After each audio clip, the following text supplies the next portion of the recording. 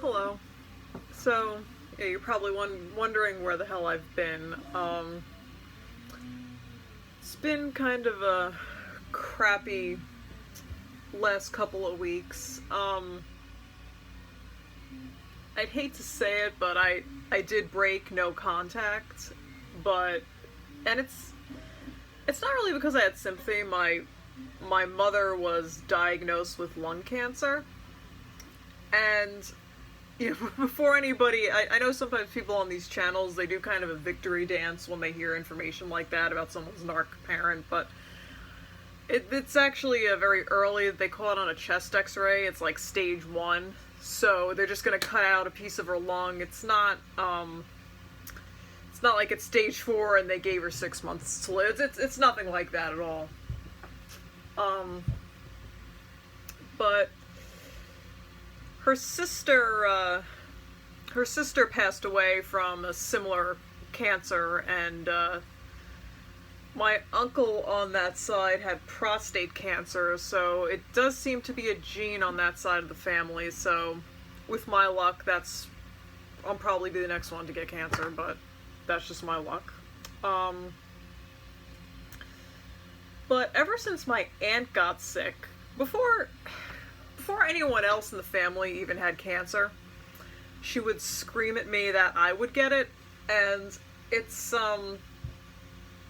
kind of this whole thing, and I'm kind of stuck in this situation because she's divorced. She divorced my dad. She doesn't have a husband. I'm an only child, so it's not like if I told her to fuck off, she could call a sibling and they would do it. It's a lot of this is gonna fall on me. When she's, if she gets old and she's, there is some stuff, even if I keep contact to a minimum, some stuff is still gonna fall on me. So that's just how it is.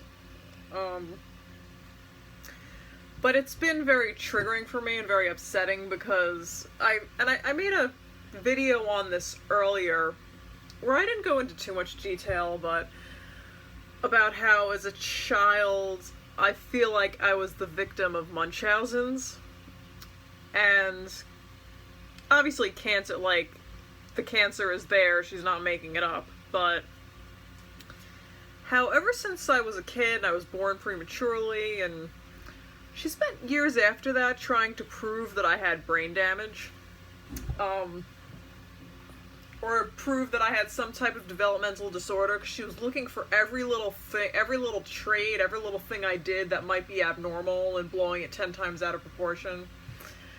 And I've done some research recently, and part of me thinks she might not be completely wrong, because I actually do think that I probably am on the autism spectrum. After I've done extensive research, I do fit the Asperger's profile to a T, so she might have been onto something. But even if she was, even if it was true, it's very, obviously I wasn't diagnosed with anything, it's very mild, so even if it was true, she still blew it 10 times out of proportion. So even if it was true, a label would have done more harm than good, because if I do have it, it's very mild, and, it's like to the point where how do you draw a line between that and someone that's just an introvert or a nerd?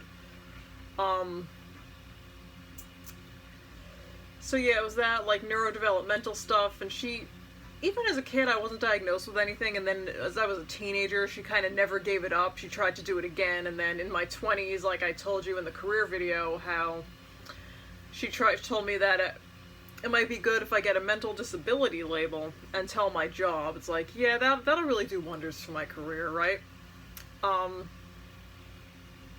So once my aunt got diagnosed, she was telling me that next time, I was still in my 20s, but that I need to tell my gynecologist next time I go, because now that, there's cancer in the family, what if I got cancer in my uterus and I'll be dead when I'm 30, and I told her she sounds like a psycho. She's like, no, you need to be diligent, you need to be, but it's almost like she was worrying about my health more than her own. It was really weird. Or trying to tell me, she tried to tell me once not to go to a concert, because of the quote-unquote sleazy people that might be at the concert, and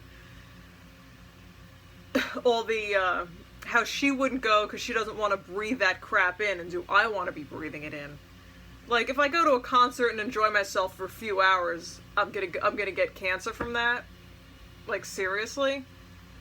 Or, you know, I had a lot of coworkers who smoked in my last place, and I told her that I stopped outside just like a recap on the day. I was like, yeah, so I saw Tom outside, and I was talking to him. She's like, when Tom was on his smoke break? I'm like, yeah. She's like, you really shouldn't be around smokers, because you're so much, because my aunt, it means that I'm much physically weaker than everybody else, and if I'm around secondhand smoke for 10 minutes, I'm gonna wake up with cancer the next day. So I can't go to concerts, I can't interact with people when I need to for my job, because I need to be walled off like Girl in a Bubble, because I'm gonna get cancer next year, if I'm not. And then, before the whole cancer thing happened, her thing was heart disease, because I guess her father had heart disease and cholesterol issues, and my dad's side too, his father died young of a heart attack, so she started, obsessively tracking my numbers at a young age, and I went through this too, how she went into my weight, and kind of tried to make me fat as a child, but then told me my weight was a problem, but she kept buying all these fattening foods, and then gave me a complex, which only made me eat more. And then she tried to get my cholesterol checked, because, you know, she was so concerned about heart disease, like a first grader is gonna have a heart attack, like, seriously? And the funny thing is, my cholesterol, I haven't had it checked in a while, I'll be honest, but it was always low. I think the highest it ever got was like in 165, and last time I had it checked it was like 157. So that has never been, I think it kind of pissed her off that, like, the high cholesterol thing, which kind of runs in her family, but like it hasn't really caught with me yet, and then hasn't really caught on with me yet. And the blood pressure too, mine has always run low. So it's just, that's just funny, the heart disease thing, because I don't think that'll happen unless I start chugging sticks of butter starting from now. You know, maybe then I'll have a heart attack young, but... So yeah, then it was heart disease before the whole cancer thing. And she's also got this, and like I said, I broke no contact, because I'm like the healthcare proxy. She's got nobody else. So I saw her today, you know, I met the doctor, and I think the doctor is very good. And she, I kind of embarrassed myself, not in front of the doctor, but later on, I kind of went off on her. I told her, like, well, you're a toxic bitch. I was like, you're a toxic bitch, and I felt really bad, but I went on, like, all the issues I had with her, and how this whole medical thing is hard for me, because I have issues now with my own health, and dealing with doctors and psychologists and all that, because I feel like I was a victim of Munchausen. I didn't use the word Munchausen's with her, but that's kind of how I feel, and I feel like every system of my body has been somehow violated by this woman.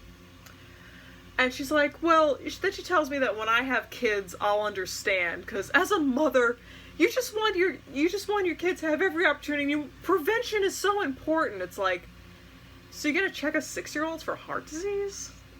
Or, like, try to prove that a kid has brain damage, even when nothing is wrong, then you go back for second and third opinions, like, decades later? Like, you're trying to prove that your adult child is mentally incapacitated?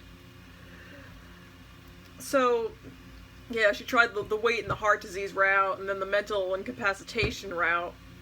And now this whole cancer thing, trying to tell me, like, after, like, everything I do now, I have to think, is this gonna cause cancer? Like, I got a 3D printer here, makes, like, 3D plastic toys and stuff that I've been designing. It's like, what if this melting plastic is giving me cancer? Like, seriously, am I gonna go to the bathroom and wash my hands? The soap is gonna give me cancer if it seeps in my skin? Like, you just... That's no way to live your life, you know? And I remember the day my aunt died, she turned to my uncle and said, "Oh, well, she's dead now. Now we all have to look over our shoulders." Like, could you imagine, like, that's your philosophy, that's your outlook on life? And I just can't be living my days that way. And another thing she's obsessed with, and this is a common thing with narc mothers, is they're obsessed with their daughter's gynecological issues. And I made a video about this too, about how she got into my my gynecological report once. This was like 10 years ago. And, you know, women sometimes get irregular pap smears, and you have to go back for a follow-up, and usually everything is fine, it's just like a false positive, which is what happened to me. But she read it, and she misinterpreted what was written. And it wasn't even precancerous, it was just atypical. Like, cervical cancer takes years to develop, so precancer, like, this wasn't even precancerous, it was just like, it might be something, so come back, we'll do another exam.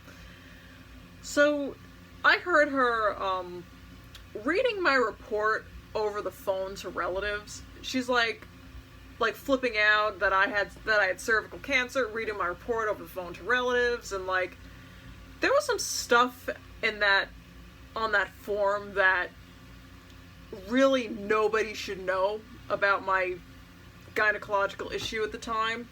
But no, she's like, "Oh, what is this? Oh, that's what that means," like, kind of playing ignorant. She's like, "But the report said cancer." It's like, no, it did. It wasn't even precancerous. Like, you idiot, you know. But she's like flipping out to everyone. "Oh my God, my daughter's terminally ill, and it was a false positive on a pap," which so many women get, and it was just ridiculous. And I had taken birth control pills for like 10 years, a really long time, and those are artificial hormones.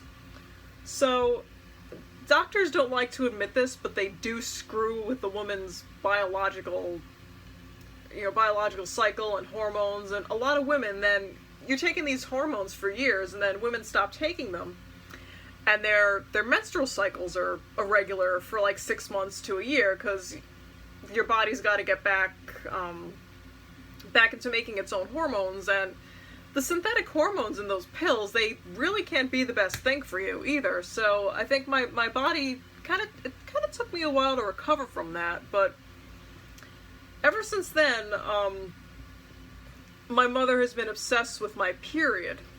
And I'm not, for any guys watching, I'm not going to go into gory details about blood or anything. No, but just like, because apparently she claims the doctor said I was infertile, which, no, it's just, I had some cysts temporarily after the pills, but everything's regulated since then.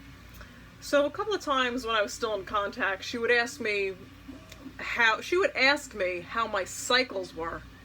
I'm like, they're okay. She's like, "How many days do you go between cycles?" I swear to God, I'm like, "Yeah, 30, 31 days. She's like, "That's good, because remember you were having so many problems," and it's like, maybe you have thyroid issues like your aunt. And, well, that's another thing, too.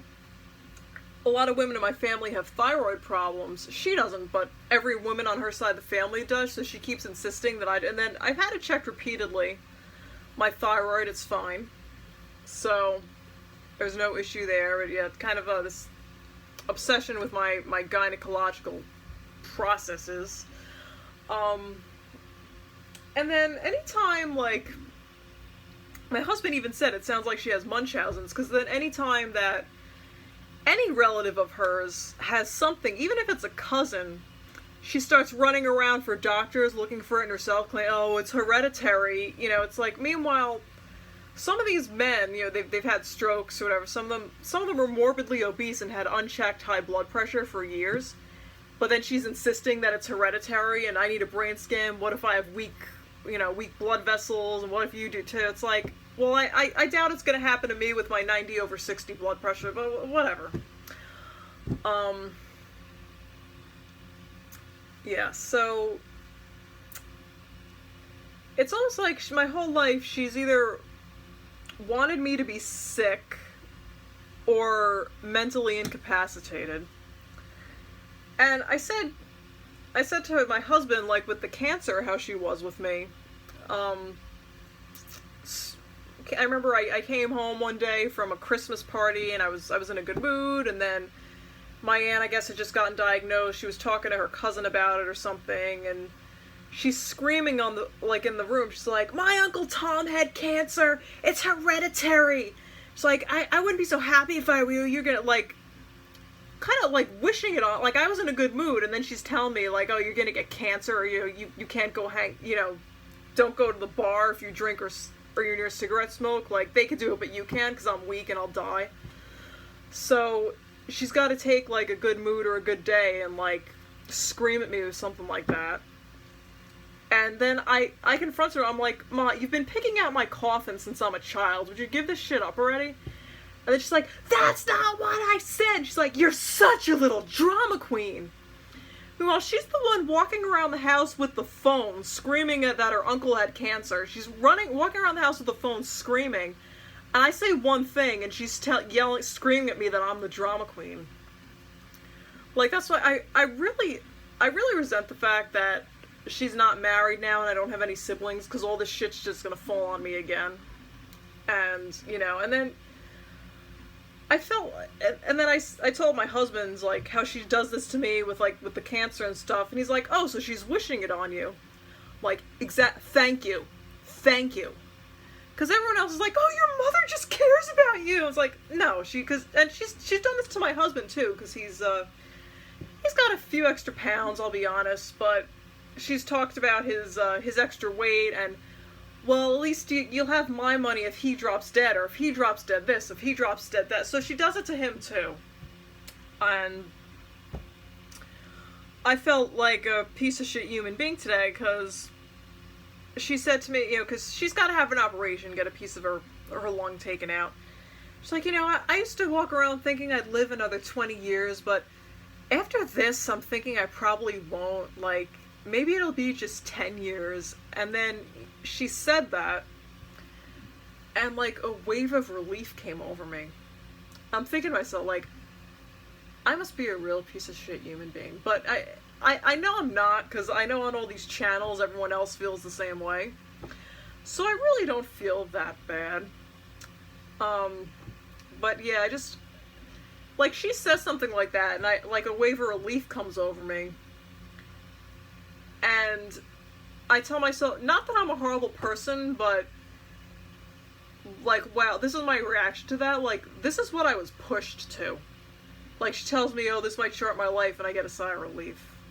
Like, I don't think it says much, like, that I'm an evil person or anything like that. I think it speaks to the fact of how I've been tormented my whole life. And,